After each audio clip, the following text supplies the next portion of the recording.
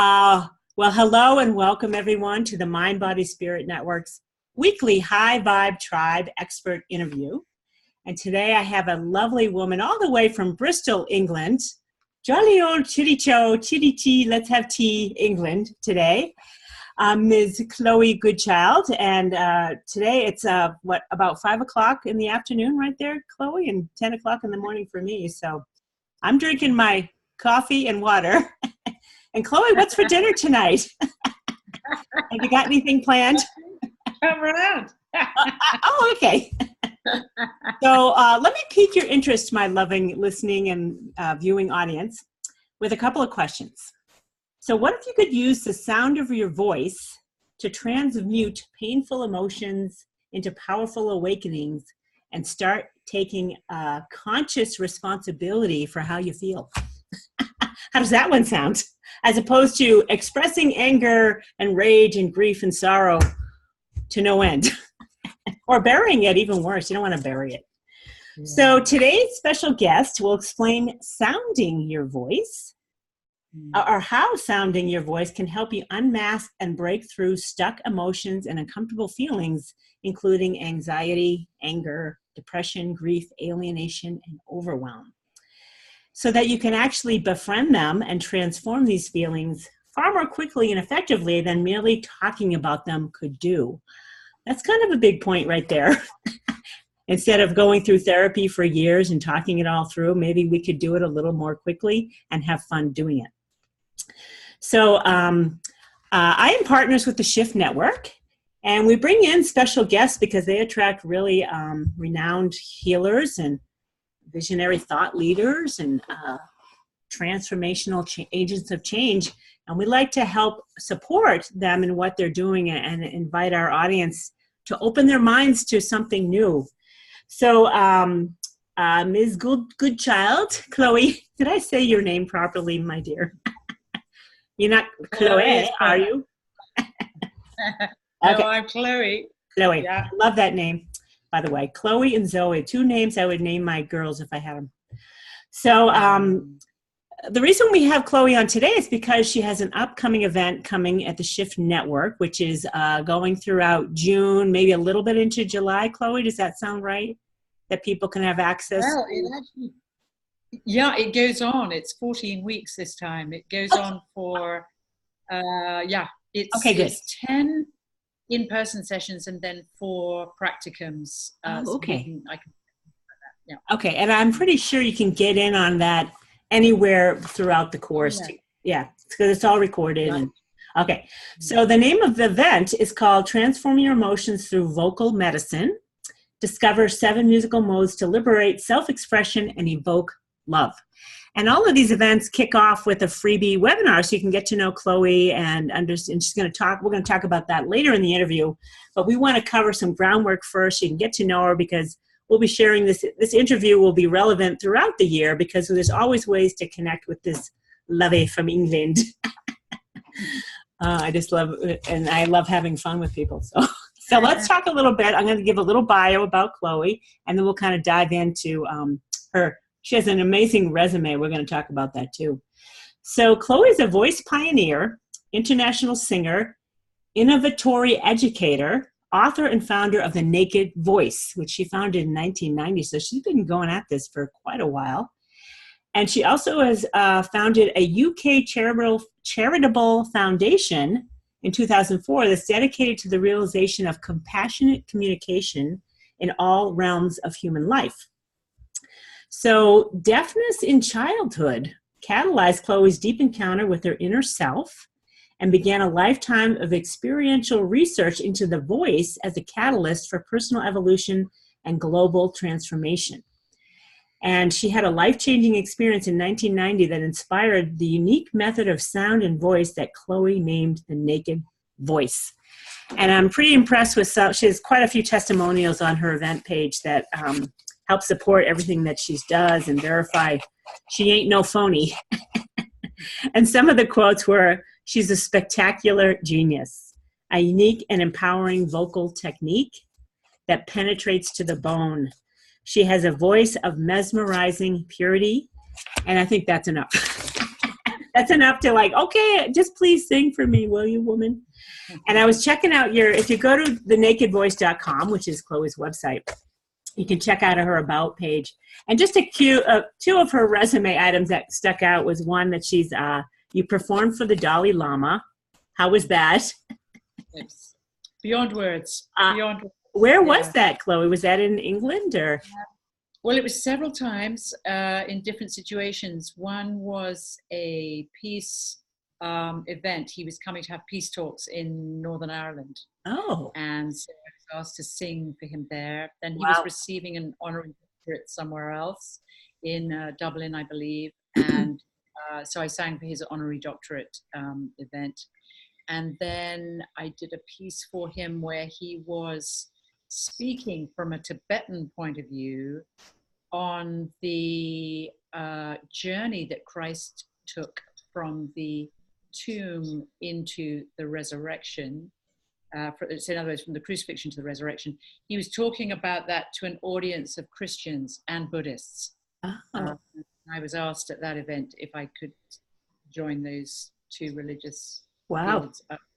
That's where I started to learn about how the voice can join up people, how, you know, the way in which it can connect people, opposing beliefs and all of that. Now, did you get to speak to him directly or at any of those events? We had one meeting, and he's quite extraordinary. Actually, there was another time when we were asked. He represents is a supporter of children under crossfire. Oh, so he supports that whole organization, and that again was an extraordinary moment, which I can tell you more about. Where a lot of my students in Ireland, they've created this field of singing, so they were invited along, as we all were, to sing for His Holiness on that event.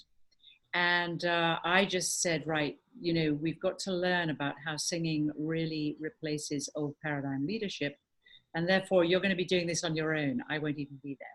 Oh. So I was watching it on pull out the rug, why don't you? Yeah. Well, I was watching it on the television, and it was so beautiful because they'd decided to take the mantra, the Om Tare Tutare Ture Soha, a beautiful mantra dedicated to the goddess of compassion. And they just rang me up to give me a kind of blow-by-blow account about how they were getting on. And just as they were rehearsing the Om Tare Tutare, so they were singing Om Tare Tutare Ture Soha. You know, they were just singing this, remembering it. And then they had some harmonies they were going to sing. And the manager, who was my manager in Ireland, who was looking after everyone, she rang me up and she just said, we're just thinking, Chloe, we're going to do this. We're going to do the Tara mantra. And, oh my God, His Holiness has just come in the room. Goodbye. Put the phone down. And apparently what happened was he was in a press conference next door. Oh. And he suddenly heard them all singing the Tara mantra. And that was it. He was out of the press conference. He said, I have to hear where that sound and who's singing that sound. Wow. And so suddenly all our Naked Voice practitioners got to meet him directly and be blessed by him. And that's awesome. So so I like to bring, you know, my audience, you know, as they get to know me, and many of my followers know that I'm a student of Dr. David Hawkins. Oh, right. Right, who teaches consciousness. Yes. And he's super enlightened guy. He's fast. But you know, when you study levels of consciousness and you're in the presence of the Dalai Lama, he's of higher consciousness, you're like dumbfounded by that presence of, you know, you wouldn't necessarily know it, but you'd be in the presence, you're like, what's going on here? Like you're already describing it, like amazing grace is what's going on there. Well, that's the reality. And music has super high frequencies depending on the type of music, and mantras for that matter. Right. Yes. And he calibrates different mantras from Hindu mantras like Shanti Shanti Shanti or Om. Nama Shivaya. All of those are super high frequency, Chloe. You might want to put them in your roster. Yeah, well, I've made a recording of Om Shiva. Shiva is very strong for me. And I have a sort of various recordings with Oh, nice. chants and devotional chants on and so on. Oh. Yeah, anything devotional is super, in a good, just this alone is of high frequency right here. To do this and chant, you're like really tuned in. Good stuff. All right, so there's one other thing I want to brag about with you. I see you were the director of the Vagina Monologues in Madison Square Garden in New York City. I can't imagine, I can't believe they would use that as a venue. Isn't it huge? Like, is that like the... It's literally 20,000 people. No, I mean, it is like the week before that happened, there were only 13,000 tickets sold. Oh. And she was really concerned, that there was a big push on to fill that place. And we filled it. It was an extraordinary experience. I mean, the Vagina Monologues has become a household name now. I know. Yeah. I can finally say it without giggling. Yeah. Yeah. And I'm Talk about clearing out the voice. Yeah. So, could you tell us a little bit about that? Like, how long did it take you to put the production together? Well, I met Eve Ensler in London, and she'd heard one of my CDs, one of my albums called Davy, which I recorded some considerable time before, but she'd come across it in India. A friend of hers had given it to her, something like that. A friend gave it to her. Yeah. And she just said we met for lunch in London, and she just said, I want that music in the garden. Oh. And so I just said, so what do you mean the garden? And so then she explained what her plan was, that she had this vision, and this is when the Vagina Monologues went musical. Okay. Because I didn't know it was a musical. Yeah, it's not a musical, but it did a lot of music. And then the 75 of the top actresses of the world, who'd all basically they participated in presenting the Vagina Monologues somewhere in the world. They were all there. They were my choir, and they were called the Vulva Choir. I saw that. I mean, there were some big names there. 75. So they were there for the Madison Square Garden event. Yes. Okay. Yes. Jane Fonda and Glenn Close and and all these. Nice.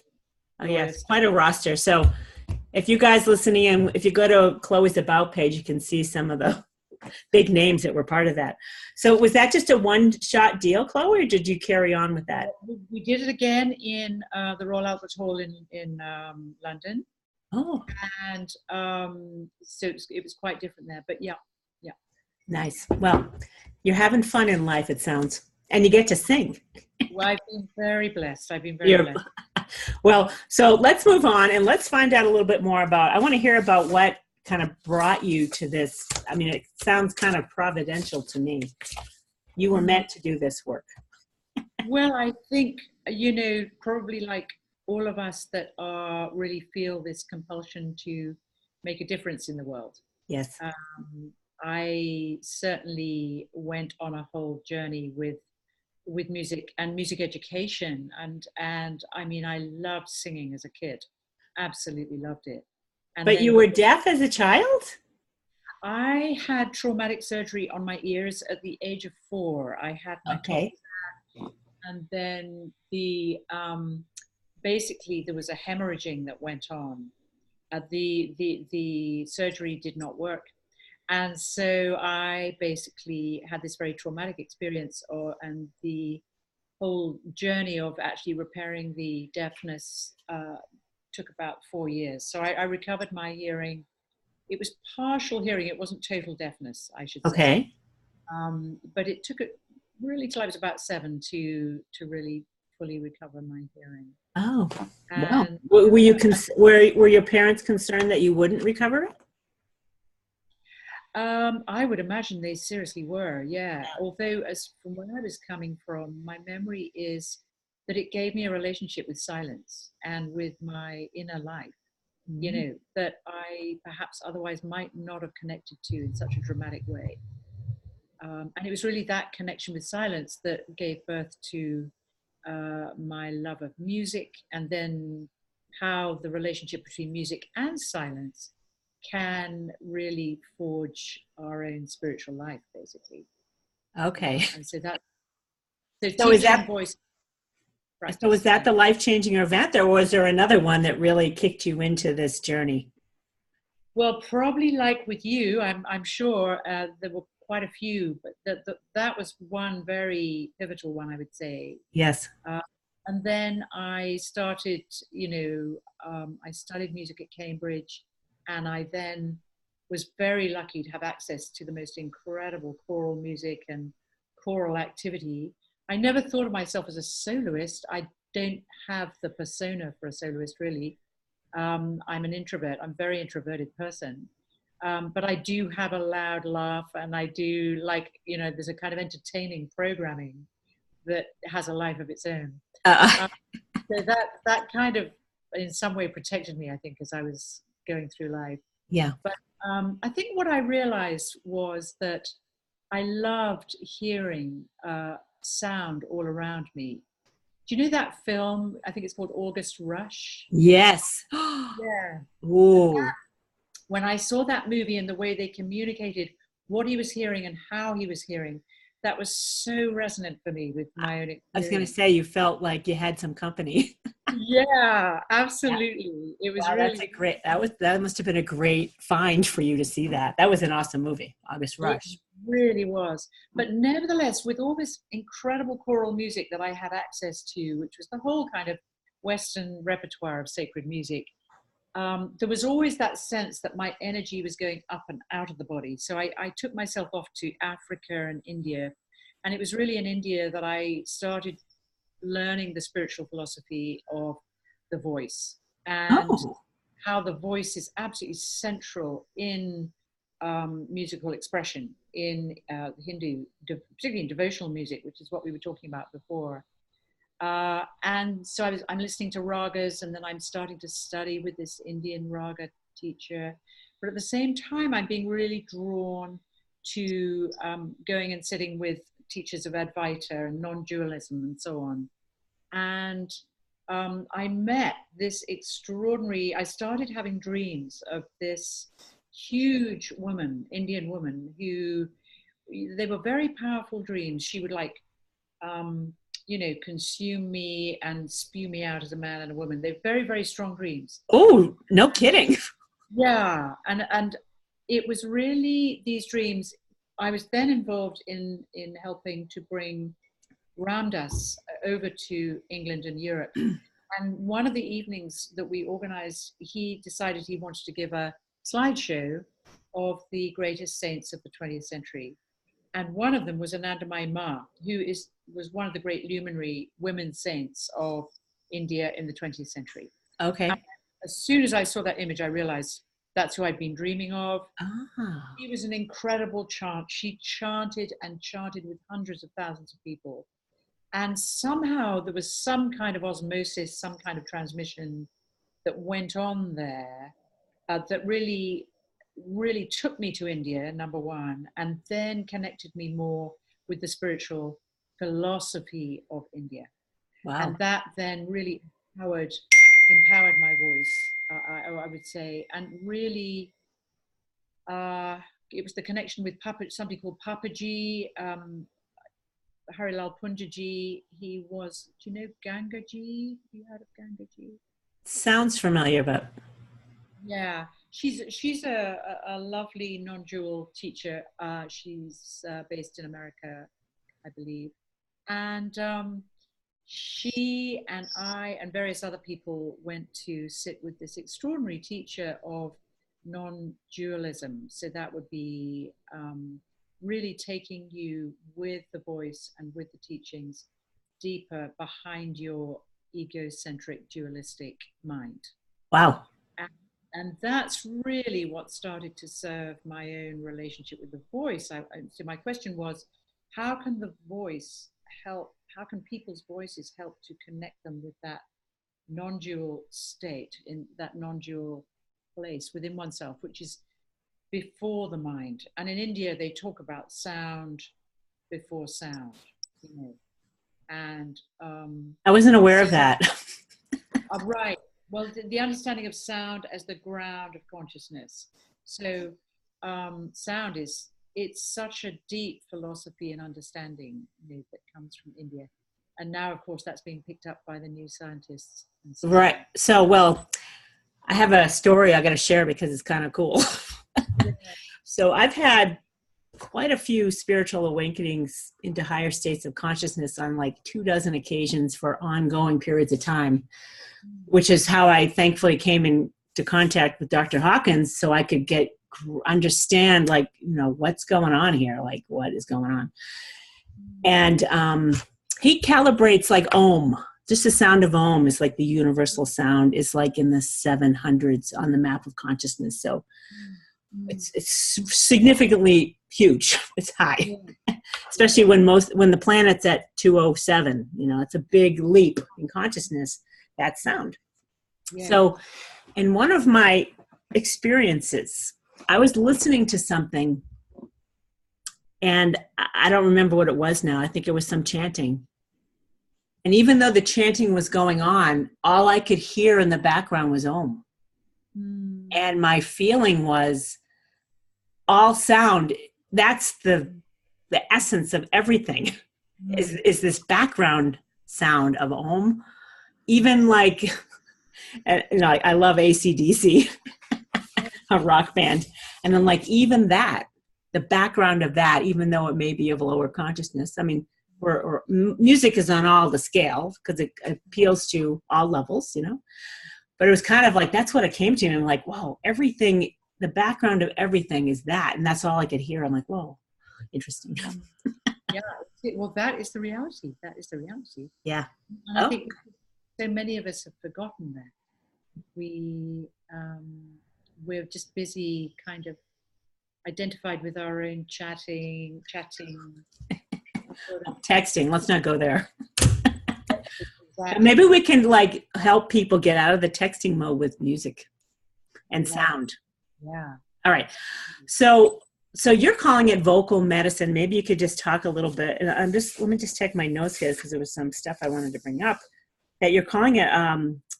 And you don't have to be a singer or a musician or even be able to carry a note here. So let's engage people that think they have to and let them know that's not the case. What is it that, like, what's this vocal medicine all about?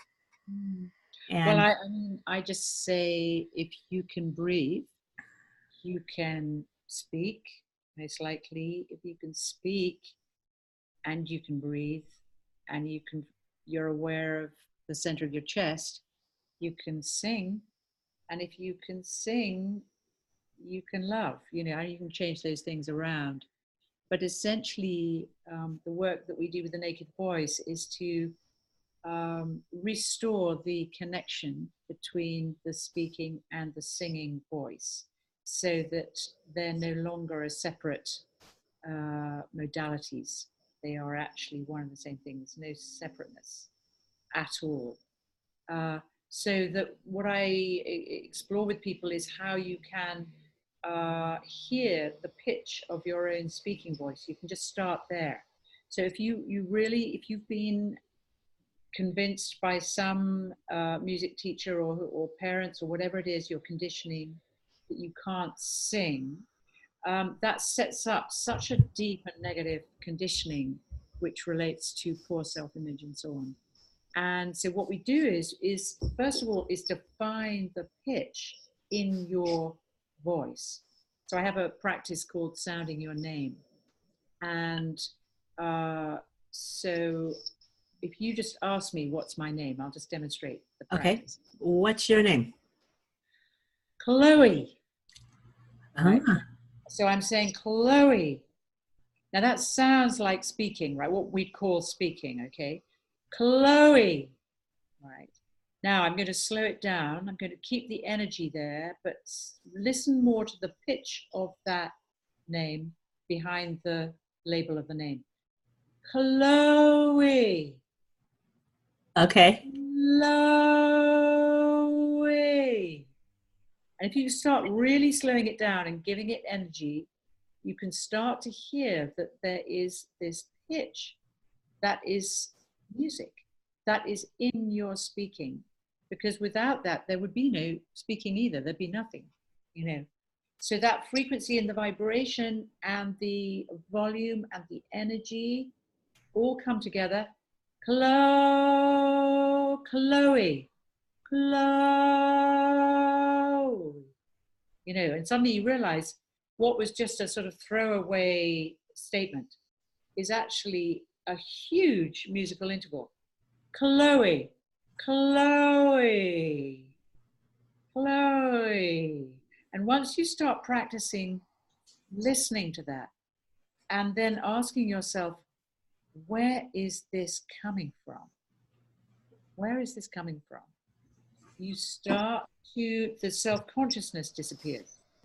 The narratives, the stories about how I can't sing, because you're busy, really, your attention is shifting to the sound itself. Not whether you're performing well or impressing someone, but whether so you're actually going the other way. You're going inside and you're asking yourself.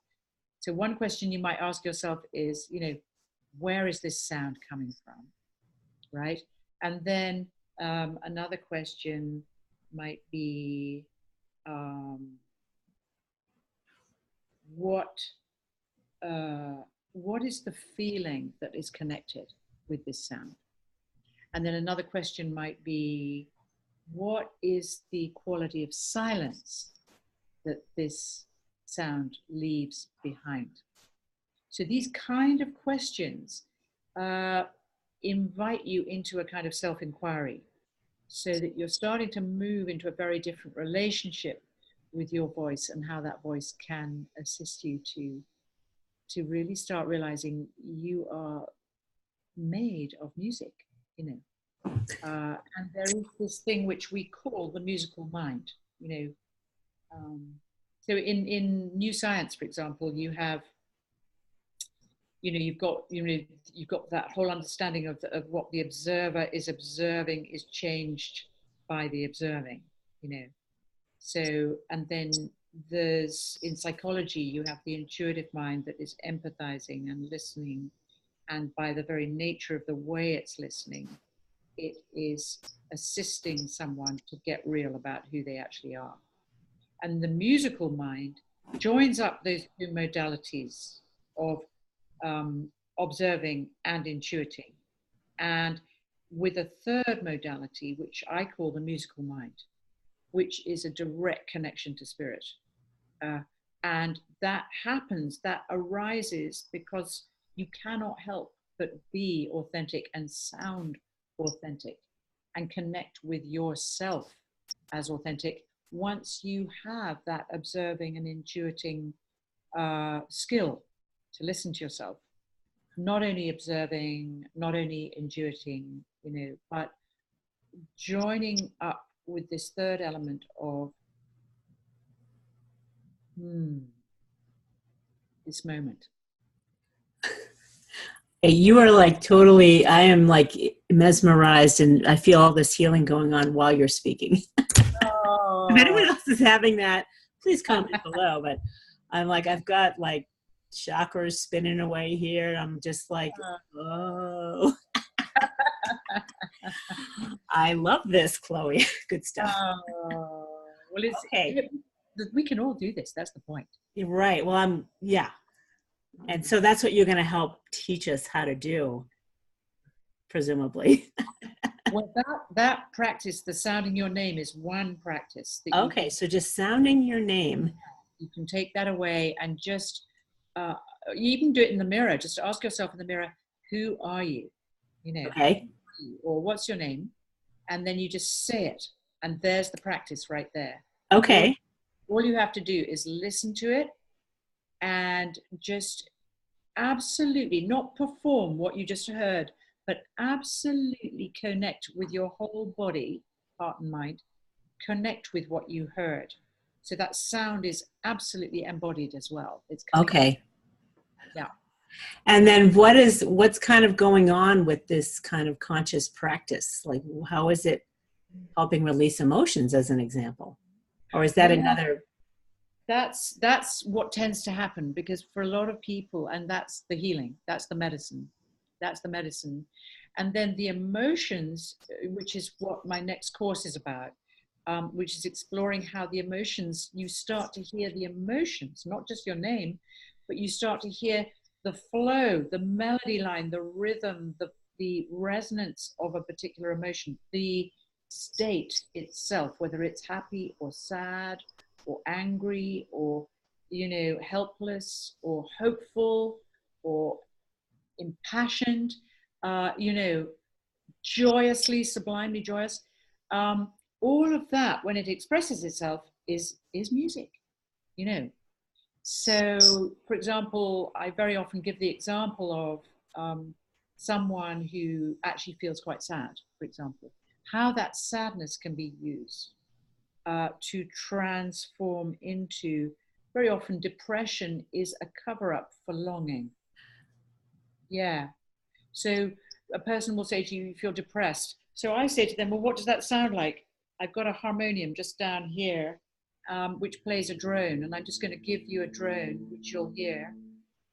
And that is the sound of A, which I just love to use. You can use any sound.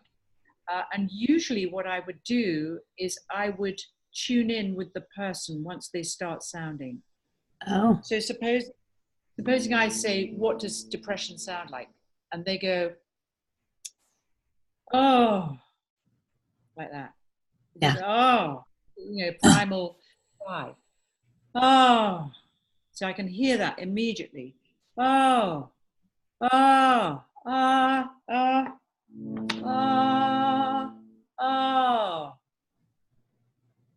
And then you go, oh, that's gorgeous. And then very often they will go, well, that's not music. I'm not a musician. I mean, I can't sing. How could that possibly be beautiful? And I'm depressed. So you go, well, just listen to that sound. If you just take away the story or the label of that sound as depression, Yeah. just listen and go, oh. Oh. Yeah.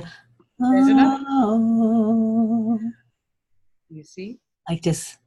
Yeah. And you gave the next one. Oh. Right. I always skip ahead. I'm always jumping ahead, Chloe, sorry. You're ahead of the game. You're ahead of the game. But that was a lovely example of how Okay, so all right, because, so let's say I've got longing and depression going on. yes. And I'm well, like, depression, longing is an underrated. I very often say to people, depression is an underrated activity. okay. It is a doorway into longing, and longing is like that can really connect you with. Okay. With more of a sense of meaning of why am I here? What am I being called to? I'm wanting something I cannot name. Okay. Yeah. Okay. So, okay, I'm getting it. Yeah. So I think I felt longing because I went through some harsh times in this whole awakening stuff. It ain't a joyride all the time, let me tell you, but yeah, longing. So, yes. So what happened with that longing? How did it lead you? I'm not sure that I was paying attention. Well, it led me to happy again. So there's a whole piece of music right there. Right.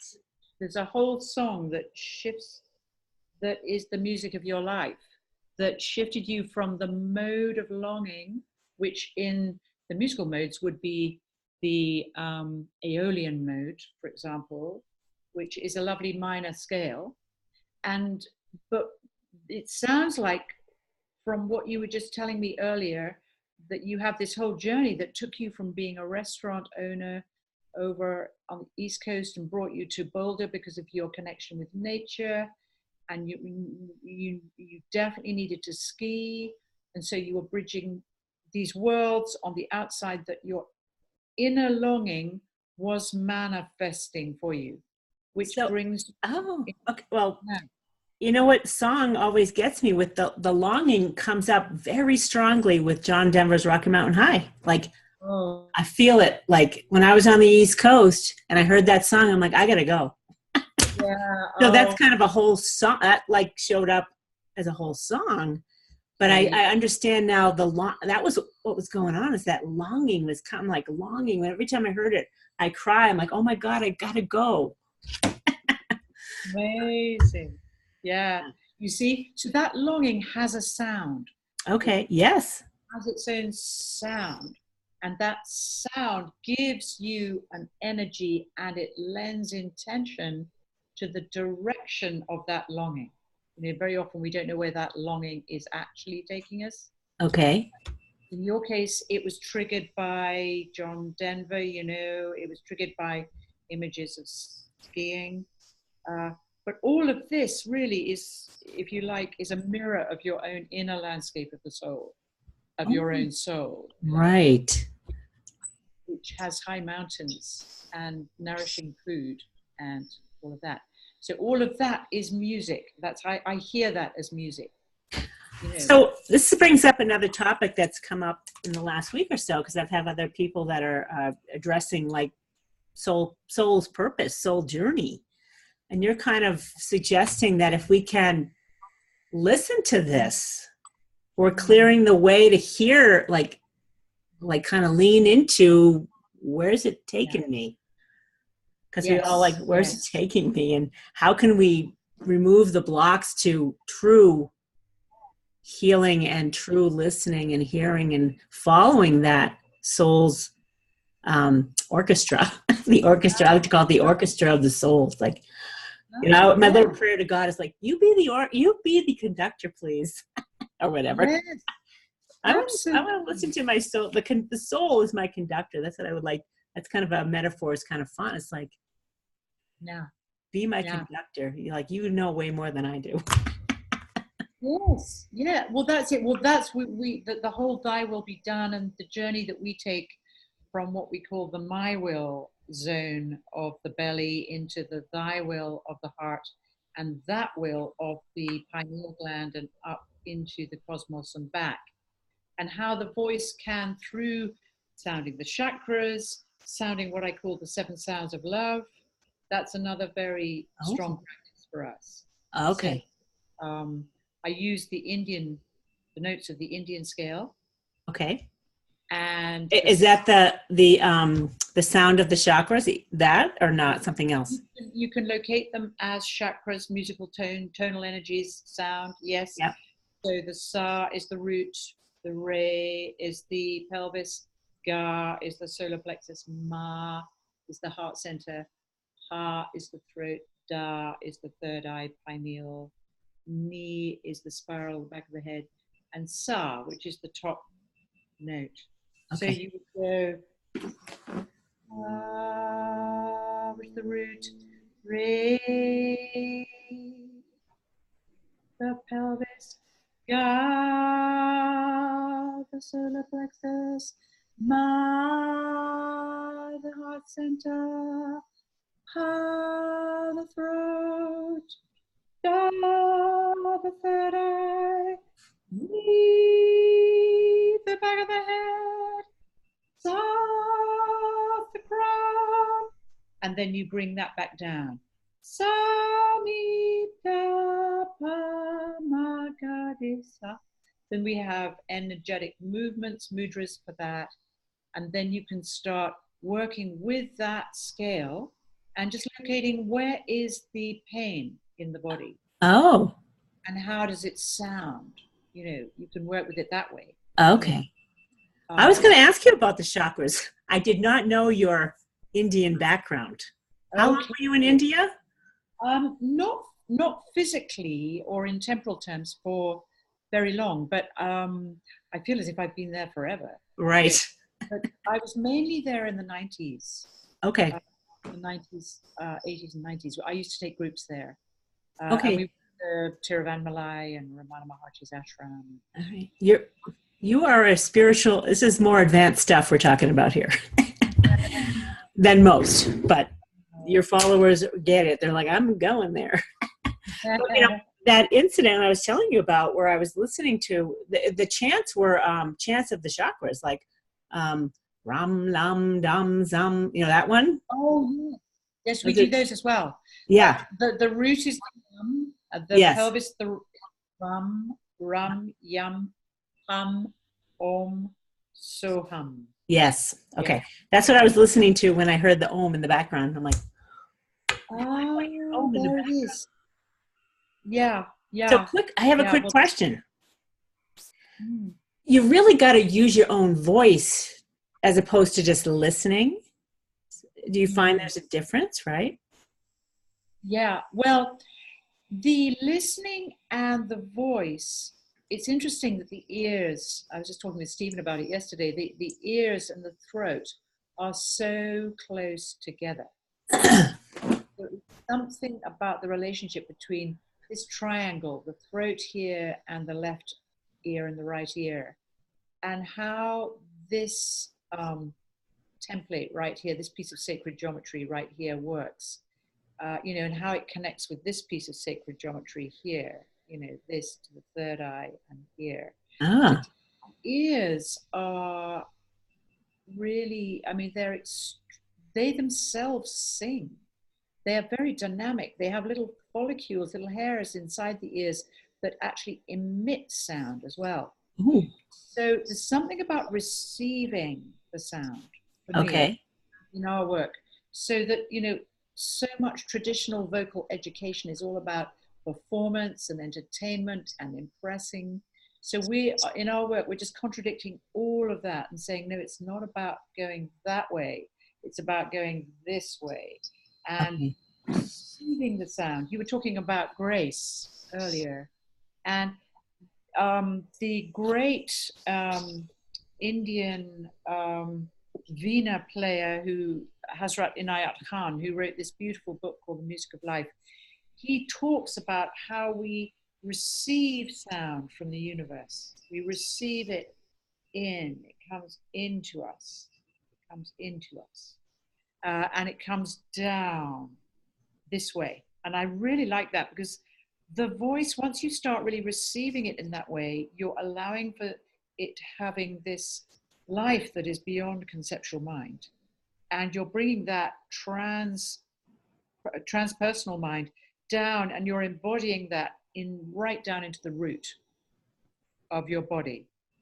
And that receiving takes away the kind of doership of singing. It takes away, I'm a singer, I'm going to be a famous singer, I'm an incredible singer, I'm a competitive singer, all that nonsense. Not about that at all. I am a listener, as you say. I am listening sound into the body. I'm receiving it, and then it becomes an effortless activity. Yeah. Cool. Yeah. All right. You can't go wrong with music. That's all I got to say. That's for sure. I'm like, I just want to be a singer, And I was told when I was young that I had a terrible voice. That kind of shut me right down. But screw that. I crank up the tunes and I sing all the time when I think of it. All right. So let's please share with us some of your books and that Sounds True thing that you created, because I want people to be able to connect with you. And then we'll talk a little bit more about this upcoming event with the Shift Network too. Okay. Well, thank you. In honor of your hometown, this CD called Awakening Through Sound, it's 5 CDs and 1 DVD. It's an audio book that takes you right through 5 different levels of the voice and our relationship with our voices, from very interior to very collective. And so that's called Awakening Through Sound, and that's available through Sounds True. Okay, and I'll definitely share that link. Wherever you guys are watching this, YouTube, whatever, we'll have a link. And then that book of yours, Chloe. Yeah. I just made a book. I've written 2 books. This is my most recent book, which is called The Naked Voice, Transform Your Life Through the Power of Sound. And this book, thanks to North Atlantic Books in Berkeley, it just takes you through the different realms of communication, how we communicate really from silence into speaking, into singing, and back and forth. And what really significant part poetry plays in that. So, yeah, so that has several parts, essentially 3 parts: transform your listening through sound awareness, transform your communication through sound intelligence, and transform your life through sound wisdom. So, and then there are just loads of chapters within that. With it's basically a book that's instructional, philosophical, and practical. You know. Okay. And I just kind of want to like highlight the transform how you communicate is pretty important, right? Yes. Because it affects everybody around you. Yes, absolutely that. Absolutely that. And that is what we're here for, is to learn. Nice. To learn. And now more than ever must we do this. Yeah. Well, we're all getting all the garbage out. Well, yeah, you always got to go back to the non-duality thing. Yes. And Dr. Hawkins teaches the same thing. It's like when you stop taking a position on anything, it gets easy. And that lower part of us likes the juice of that resistance, but it's so much easier to let go of that. And there's no winning there. There's no winning in the resistance. But if we're coming up from anger and stuff, it's okay. You got to look at the map, right? It's like if many of us are coming up from anger and now we're into righteous pride, I'm like, well, we're going somewhere. Just got to remember, you got to get out of there, get out of the righteous pride and move on up to neutral. I always say that's my advice to everyone. Be neutral. When you find yourself resisting, step out into neutral, and I'll tell you, you got way more power now. And it's easier and fun. Yes. Well, singing can really help with that. Singing can totally right. Put on a good song. I listen to now I know why I have a better understanding of why that Rocky Mountain High is so important to me. Like I just like long for it. And I'm like, oh my God, I'm driving through the mountains. I'm like, Rocky Mountain High. I'm goofy about it, but it's my swan song apparently. That's beautiful. I love that. All right. So let's talk about this event. And again, I want to tell you guys, it doesn't matter that you missed this event because Chloe has them going on 1 or 2 times a year. And you can always connect with her through this video with links that I'll provide and find things that if you're like eager to get going and clear out these old emotions without a decade of therapy, this could be a fun way to do it. So this upcoming event, let me tell you again, it's called Transform Your Emotions Through Vocal Medicine. Discover 7 musical modes to liberate self-expression and evoke love. So, so this kicks off, this is a 1-hour free event, and you guys can register for it, and you can listen in live if you have that opportunity, or you can listen in on the recording, which is likely the case if you're listening now. So Chloe, could you tell us a little bit about what that first 1-hour webinar, what are you going to hit on in that? Well, that really is exploring the whole transformational nature and practice of what a musical mode is, and how can this thing called a musical mode, which is essentially a musical scale, how that musical scale, which is what we were just exploring earlier, that la la la la la la la la la la la la la la, how that, which basically connects the energy and the emotional lines in the body, how that musical scale can transform, negative emotions. And rather in that we were just exploring earlier, you start to sing the original primal experience of the emotion, and then you start to musicate it. And before you know where you are, you're in a new scale of consciousness, if you like. So which will be either happy or sad, or it might be confused. And there are 7 musical scales that, or 7, they're called musical modes. And that's why I like the connection between the word musical mode and emotional mood. So these musical modes, they transform our moods. So you have a mood. When you hear the sound of that mood, you start to hear it as music, and you can guarantee it will fall into one of these 7 modes. Okay. Which sometimes might be a little bit more sad than others. Some might be very happy. Some might be very open, and the musical notes themselves start to guide you and lead you into a whole understanding of the sound of the emotion.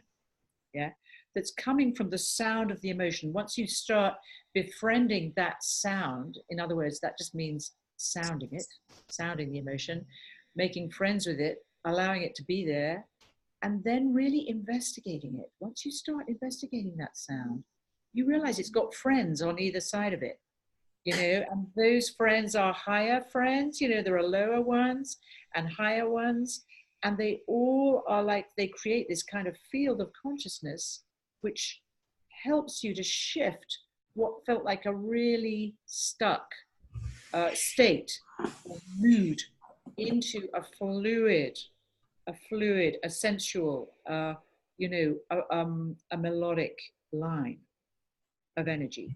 Okay. And so we're making this connection between the moods and the modes.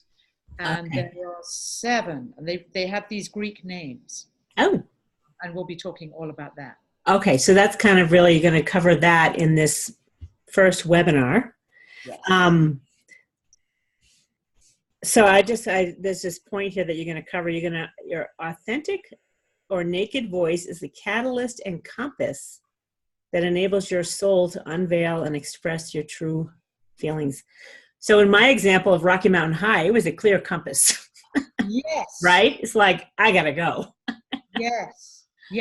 Well, that's certainly one thing we're going to be doing, is actually building a whole repertoire of songs and music that really do inspire us. Okay. Through and out of, what is it about, whoever the singer is. In your case, it was Johnny Denver, or whether it's Tina Turner, or, Aretha Franklin, or all of them. All of them. Yes. Yeah. And what is it about that sound that you recognize in yourself, and that you can connect and recreate for yourself? And so that's where the modes come in, because you can start improvising out of an emotional state, for example. So this woman came in the other day, she said, I feel like spring. And I said, wow, what is this? I said, what do you feel like? She said, I feel like spring. And I said, well, what does spring sound like? And she said, well, I'm not a musician. I can't sing. We went through all that. I said, well, you have paid to come here, so we might as well just make some sound, the sound of spring. So she started going, oh, and I just said, just sighed, oh. Nice. And I went, oh, that's lovely. And she said, oh, well, that's not music. I'm just doodling, she still hadn't really got that it actually she was singing. So I said, well, just carry on. Just keep letting spring lead you. So she went,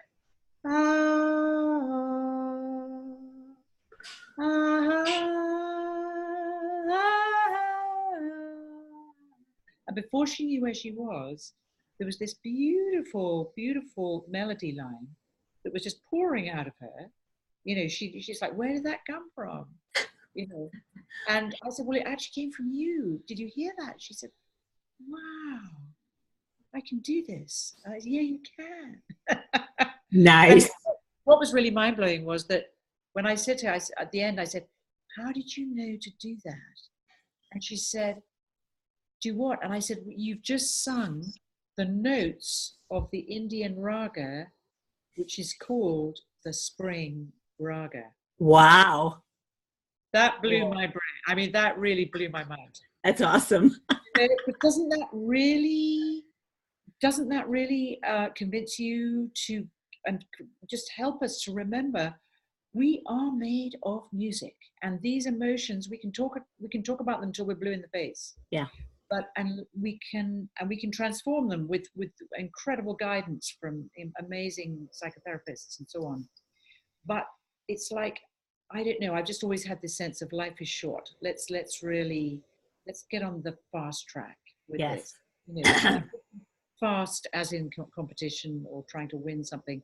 I just mean fast as in getting that we can have a direct experience of our joy and as music, you know, of spring, of the seasons, of our aspirations. So you start really letting your aspirations sing you, and it's a very, very grounding experience apart from anything else. It's not like you're going up and out and somewhere else. Right. That's good to is, know. Yeah.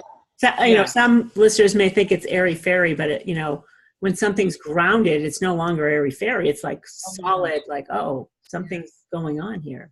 Right. Well, I've come across a lot of people that might think, oh, is this going to be airy fairy? And very often what they actually mean is, I am so scared of soaring out of my body and not getting back. Oh. And there's a kind of terror that goes with the voice. And until we become conscious of that terror, and I came across that with a woman the other day. She said, this is so incredible. I am feeling myself. I am feeling every vibration. I'm feeling every molecule in my body like I have never felt it. Wow. And she's an equine therapist. She was an incredible horsewoman and very grounded in that way. But there was this one thing of being really terrified, and it was this. She said, what you don't get is that's easy for you to just sing and come back and sing and come back. For me, that is the most terrifying thing. So we investigated that. Right. Okay, how about bringing that, instead of going up and out to it, bring it to you. So she had this experience, and which was very lovely, of receiving the sound back into the body. And that was a whole other experience. Nice. But that wouldn't have happened if she hadn't got conscious about the terror. Right. So the terror is a fantastic gateway, you know. And sometimes you just have to sing that terror, you know. Right. And anger, perhaps, or it's rage and fury, and that's another musical mode. All the notes of anger, for example, la da da da da da da da da da da da. It's very sort of you know, and it's very flamenco and Arabic and all of that. Yep. So when it turns itself into music, and then you realize, okay, so anger is this hidden force of creativity inside me. There's just this incredible force of that I'm just smothering with anger in order to suppress it, because I'm terrified of it coming out. And so very often it's a cover-up for immense creativity. Good point. We got to stop being afraid of all these emotions and just let them out. Let them come up. This is a healing way to do it. Yes. You don't want to go beat up your little brother and sister. That's for sure. Yeah. This could be a better way. Yeah. All right. So you guys can go to the mindbodyspiritnetwork.com/vocal medicine, and you can check out what, you know, you can check out the links that I have below this video. If you're, I don't know where you're seeing this, but you could be seeing it anywhere. So that can get you started to register for this event. And then this event leads into a course. So maybe Chloe, just tell us a little bit about that course. Okay. The course is a 14-week course. It starts on July the 1st. Oh, wow. And it runs through till, I think it's the beginning of October. Yeah. It has, so it's 10 modules. We work together for an hour, and then we have an insight sharing session, and this all happens online. And then you go off and you have 2 other people that you work with for half an hour or maybe longer, because people love doing this. You work with in a triad, and you work for half an hour or 3 hours. So you might be working with somebody in Berlin and Australia. Oh, cool. So you're doing this live? Yeah. Yeah. And do you use Zoom where they can break you out into work rooms type of thing? Oh, cool. Yeah. Wow. Yeah. I was wondering, how do you do that? It's really dynamic because that's where the work really happens. So Yeah. I give a session for an hour. We then have a half an hour where the whole field, you can see all these incredible people, you know, from different countries, all working with their sound. And so you create this incredible field, and you also meet lots of allies and practitioners. That makes it even more fun. That's like, you know, cherry on top of the ice cream sundae. Yeah. You're likely to meet people you're going to see again. Exactly. And then we're going to, in each module, so in the first module, I'm going to describe, just give an overview of the whole 7 musical modes, what the territory, the landscape. Module 2 will be opening to innocence and wonder. We're just going to explore key states of soul, key emotional states that can be accessed through the music of your soul and through the music of innocence and wonder. Then we're going in module 3, we're going to explore sound as a stabilizer for deepening your connection with your sound. And that's exploring another mode. Then module 4 is exploring the homeopathic notes of the Aeolian mode. So that's where the exploration of music as depression into longing happens. Discovering how to balance overwhelm and confusion and uncertainty. That's another mode, which I call the Dorian mode. And so these modes are like medicine for the voice, for your voice. And the Phrygian mode is for transforming anger and despair. The Lydian mode, the spring mode, is for transforming fear into compassion, courage and compassion. And then we have the Lochrian mode and the Mixolydian mode. Wow. And these modes, so, you know, you by the end of the 14 weeks, and then what happens is there'll be, I believe it's 4, what's called practicum weeks, where you literally solely just work with your triad. Wow. With a video from me, but you essentially do really deep work with your triad. Wow. I tell you, we've been doing this with the triads all the way through all these courses, and people are just raving about these triads. I bet. You know, because people are so lonely often with this. They have this feeling, I can't do this, or right. You know, because being in a choir is amazing, but it doesn't really hit this kind of ongoing experience of your voice, rather than like a choir is amazing because you sing in a choir and you have an incredible high altogether, you know. But then it fundamentally, maybe nothing much changes, and then you carry on. What this is doing, if you like, is complementing that kind of choral experience by really taking this adventure with your voice inside yourself. Nice. I'm sure it's an amazing, Chloe, just an hour with you is like yum. So I want to invite all of you to connect with Chloe some more, either through her book or through that. Could you show the course from Sounds True again? The 5-disc thing? That actually doesn't feature. I haven't actually got that quite yet. They haven't quite finished it. Okay.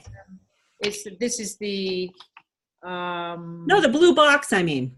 Oh, the blue box, sorry. Yeah, the blue box, that's what I meant. Oh, yeah. So for some reason you can't make Chloe's 14-week thing, which sounds like a lot of fun, Awakening Through Sound. You could do retreats with people that have taken that just to get together, you know what I mean? Yeah, we do. Oh, good. Oh, nice. Yeah, in fact, I'm doing a retreat. Do you know Hollyhock?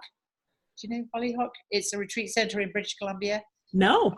It's a beautiful place. But I fun. I love that. All right. Come and join me. I will. We're going to meet. That's all there is to it. I'm watching a Netflix, The Outlanders. You ever seen the Netflix of The Outlanders? Oh, what's that about? It's about the England in just a little after World War II had just ended, and then Scotland in 1740s. Fascinating move. But I'm getting all enamored with Scotland and England. Scotland is it's a bit brutal, you know, in the 1700s. But it's a great story. Outlanders. Check it out. All right, my dear. Thank you so much. Thank you, everyone, for listening in. And if you're on YouTube, please subscribe, or our podcast, or the blog, whatever. You can subscribe to us wherever you like. Email, and we'll make sure you get all of these fun and amazing experts in very unusual fields of study and interest in healing. So, thanks, everybody. Thank you, Chloe. Thank you. Thank you so much. Take